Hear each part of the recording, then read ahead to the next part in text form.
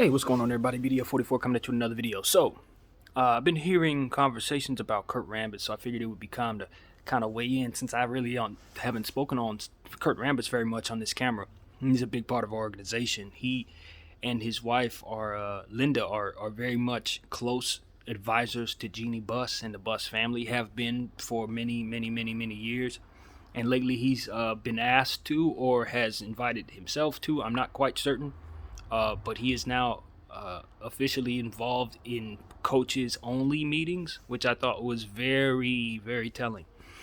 My thing with Kurt Rambis is not one that I've sorted through as a grown man. My issues with Kurt Rambis were formed when I was a kid. You know what I mean? In terms of, I liked Dennis Rodman. I was a Dennis Rodman guy. I liked the fact that we had acquired Dennis Rodman, wore number 73. I had a chance to see him play at the Great Western Forum in the Laker uniform. I think he had like 18 rebounds in that game. I saw Dennis Rodman at his best.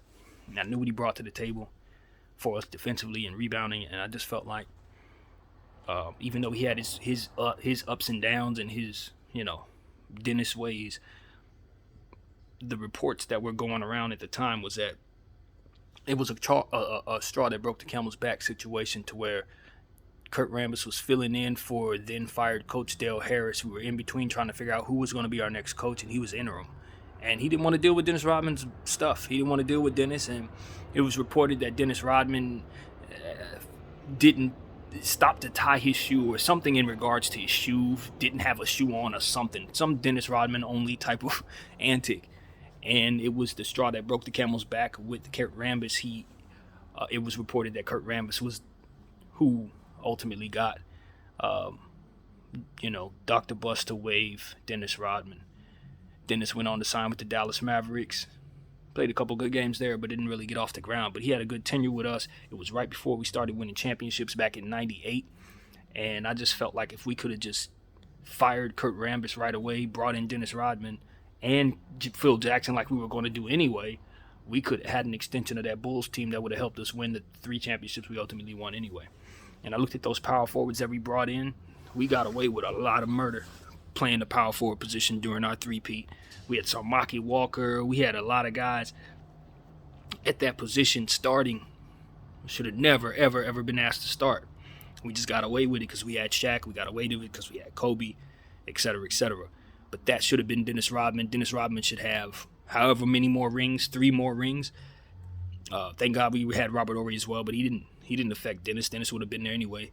I just always blamed Kurt Rambis as a youngster for why we didn't have Dennis Rodman ultimately win championships with us. And I haven't been on board with Kurt at all. And the stuff that he's done since, as far as I can tell from afar, it hasn't been that great. He's filled in as an interim coach since then, if I'm not mistaken. He did once for a brief moment. We didn't hardly win anything. And I didn't watch the Showtime Lakers, so I didn't get a chance to see Kurt Rambis and fall in love with him as a player. So I don't have a good taste in my mouth about Kurt Rambis, but I haven't sorted through any of that as a grown man to really see if any of that actually went the way it did or went back to revisit that or anything. So, yeah. That's why I haven't really mentioned Kurt Rambis, because it's just like anything else. When you're a kid, you grow to have certain ideas about things, and you want your team to win and all this, that, and the third. And you grow up and you start to learn how the NBA works, how other things work, how life works, and then you just never revisit those thoughts of what put you in that place. And I think that's one of those things for me. There's a couple other things that have nothing to do with basketball that I know I need to revisit and figure out how I feel about, because I haven't really sorted through that stuff since a child. So that's important. As a person who uses his voice to talk about the NBA and stuff like that, that's a very important aspect of it. So, yeah, as far as I'm concerned with Kurt Rambis, at the end of the day, I know he bleeds purple and gold. He's close to the Buss family. I just read a few fans blame him for why the roster looks the way it does, because they think he has the ear of Jeannie Buss and is ultimately kind of gassing Jeannie to do some of the things that she's done and letting certain things happen or what have you. It's kind of been like people saying he and his wife run the organization secretly behind the scenes and stuff like that. I don't know how true that is. I don't know. But I think that's really what it is for me, and I've said this once before, but the Lakers just need to open up their doors in terms of how their pecking order actually works.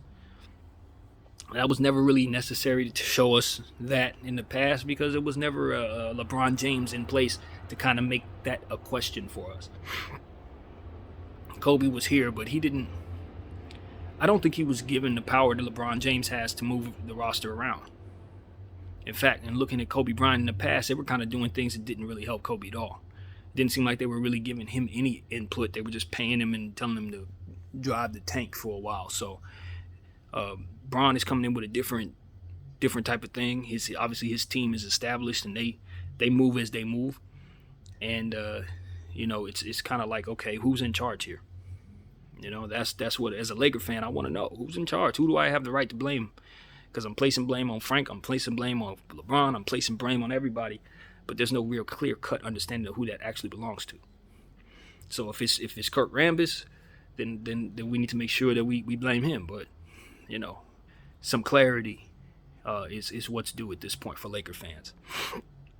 And not Laker Nation, but the Laker organization needs to understand that fans are blaming people. They want someone to blame, they need someone to blame, but they don't know who to blame, and that's a problem in and of itself. So when you don't know who's running things, it's like, yeah, we got some more questions to ask. What's really going on with our organization? So, yeah, that's important, man. Bron, if he has the power that we believe him to have, then this is his fault.